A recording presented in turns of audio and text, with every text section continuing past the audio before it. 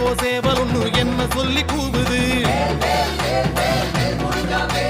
கொக்கரிச்சி நிற்கும் போது என்ன பேரு